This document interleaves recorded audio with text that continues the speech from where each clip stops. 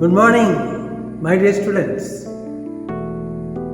Today, we are going to deal with a very important topic, personal competency.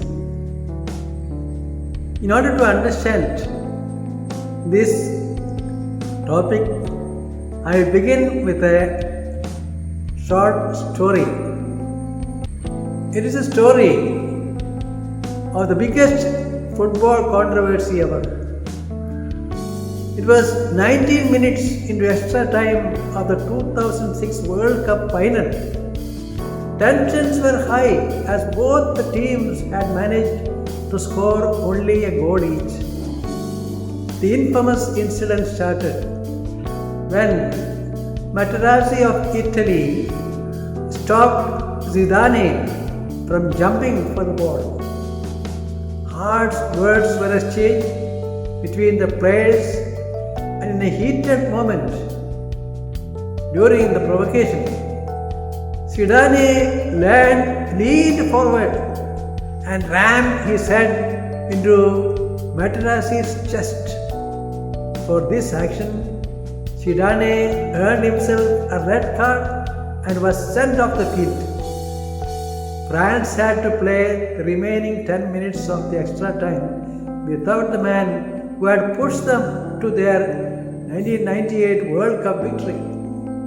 The match ended in a 1-1 draw after extra time, and Italy became the world champions through perfect strikes and the penalty shootout. And that was the end of Zidane's international football career. Have you ever wondered why his last professional match, and that too a World Cup final, ended in disgrace for the football legend Zidane? If that split moment of anger had not have happened, his life would have been different. Perhaps it would have ended with the team lifting the second World Cup with grand celebrations erupting in the streets of France. A moment of patience during a flash of anger can save 1,000 moments of regret. Evidently, Zidane was very competent in football, but he was not sufficiently competent in managing his emotions. My dear students, let us see the importance of emotional intelligence or EQ. Recent studies have shown our intelligence or IQ is responsible only for a mere 10 to 20% of our success stories. The rest comes from a cluster of other factors, including emotional intelligence or emotional quotient (EQ). The famous psychologist Daniel Goleman says that emotional quotient is more important than intelligence when it comes to success in jobs and relationships in life.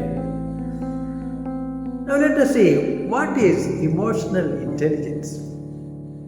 Emotional intelligence is the ability to be aware of one's emotions and to distinguish the different types of emotions and to evaluate one's thoughts and behavior accordingly. Emotional intelligence is like a two-sided coin. The ability to master our own self and emotions on one side, and how we manage our relationship on the other side. Emotional intelligence includes the following factors: self-awareness, self-discipline, and empathy. This ability or EQ will make a person totally competent and smart. We shall now see how we can grow in emotional intelligence. Number 1, self-awareness. Daniel Goleman, in his book Emotional Intelligence, narrates an old Japanese story. Once, a belligerent Japanese warrior challenged a Zen monk to explain the meaning of heaven and hell. But the monk replied with scorn, "You are nothing but a fool. I can't waste my time with people like you." He was so insulted and flew into a rage, and pulling his sword from his sheath, yelled, "I could kill you for your impertinence." That, the monk replied, is hell. Startled at seeing the truth in what the monk pointed out about the anger that had him in its grip, the warrior calmed down, sheathed his sword, and bowed, thanking the monk for the awareness. And that, said the monk, is heaven. The very first step in this process would be to become aware of all the emotions that play a role in our life. If our emotions take control of us more than our intelligence, you would end up in failures and brokenness. In other words, we'll be like being in hell. Hence, being self-aware means to recognize our own feelings and to foresee how it would affect our lives. By knowing our strengths and weaknesses, we'll be able to choose to do the best in life and avoid the worst. Second, self-regulation. The next step that follows would be to control our emotions. You may be familiar with the epic teaching imparted by Lord Krishna to Arjuna in Bhagavad Gita. When Arjuna was disturbed by negative emotions and refused to fight a righteous war, Krishna helped him to free his depressed mind and to control and overcome his emotions. He says, "O Arjuna, the contact between the senses and their objects, which give rise to the feelings, are transitory and fleeting in nature. Therefore, one should not get swayed by these, and one must learn to tolerate them without being disturbed by them." This is affirmed in the Rig Veda. The main factor behind success is self-control. Most of the conflicts in our families and workplaces happen because of our imbalanced emotional reactions. If we could develop the habit of self-control, we would be able to manage and overcome our emotions, and our life would become more beautiful and fruitful. The third important requirement to grow in emotional intelligence is empathy. Empathy builds on self-awareness. The more open we are to our own emotions, the more skilled we will be in reading the emotions of others. This feeling of empathy begins even as early as babyhood and childhood. The capacity or the ability to know how other feels comes into play in a vast array of arenas of our relationships and interactions with others. Empathy requires enough calm and receptivity so that the subtle signals of feeling from another person can be received and assimilated by one's own brain. The greatness of the person is to know the feelings of others and respond to them effectively and lovingly. And the fourth requirement is self-motivation. The final step to personal competence is self-motivation. It is the ability to empower ourselves with feelings of enthusiasm, zeal, and confidence to pursue a goal. Here is an interesting fact about Abraham Lincoln, the president who abolished slavery in America. He had man lost the election 8 times before finally winning one to become the President of the United States. He once said about his failures, "The path was worn and slippery.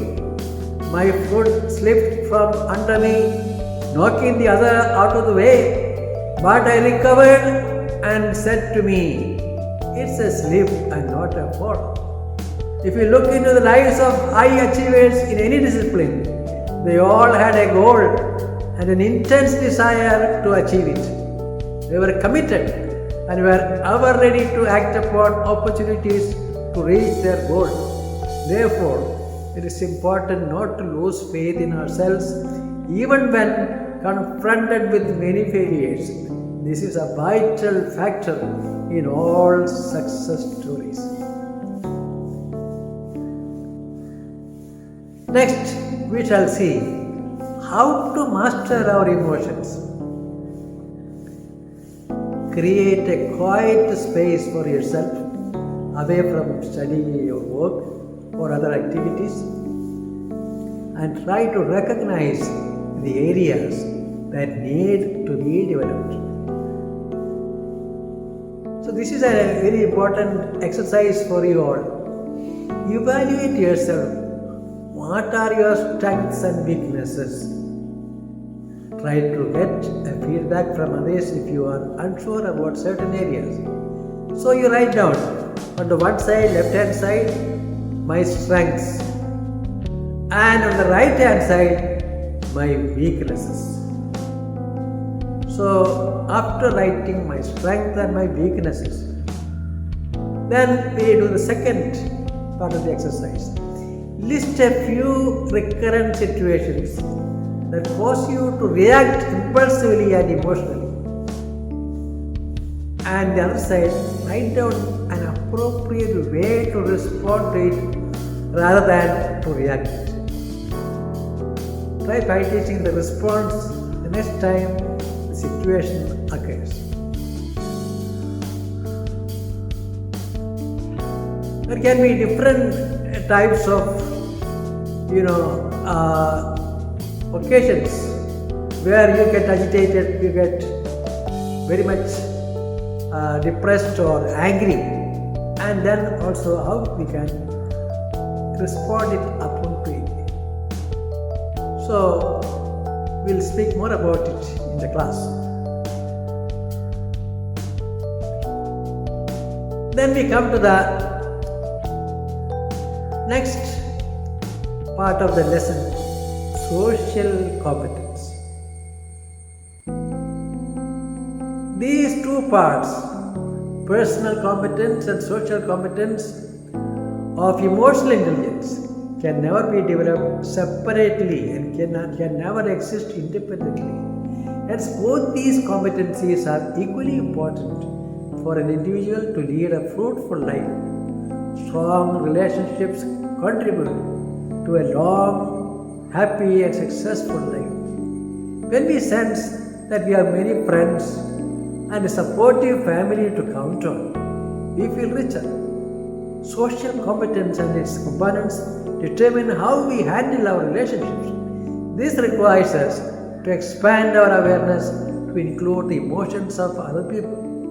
These abilities range from being able to tune into another person's feelings and understand how they think, to being a great collaborator and a team player.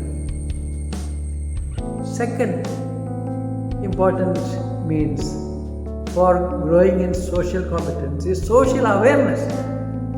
Being aware of social situations and to be able to understand others' feelings plays an important role in developing this competence.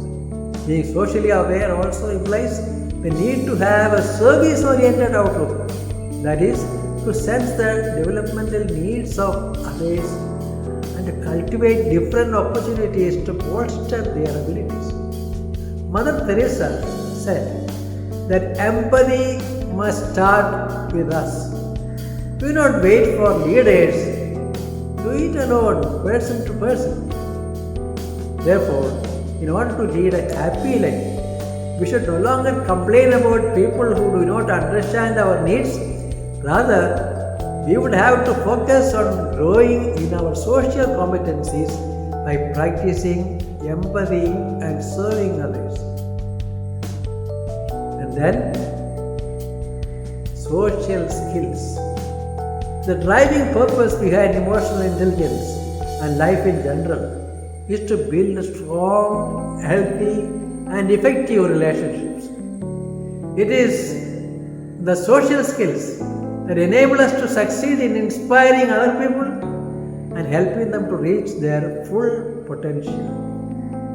We use the awareness of our own and others' emotions to build effective and lasting relationships. Hence, this competency of relationship management depends on our success in social awareness and the level of our personal competency. In all our relationships, especially in our families, communication has a vital role to play. Our inability to communicate well, to listen, and to understand others are the main reasons for our broken relationships.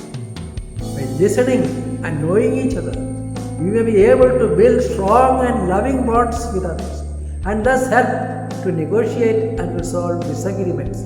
By collaborating and cooperating with others, we will always have a group synergy in pursuing collective goals. Leadership quality and the ability to initiate and manage a change are also very important elements of this competence.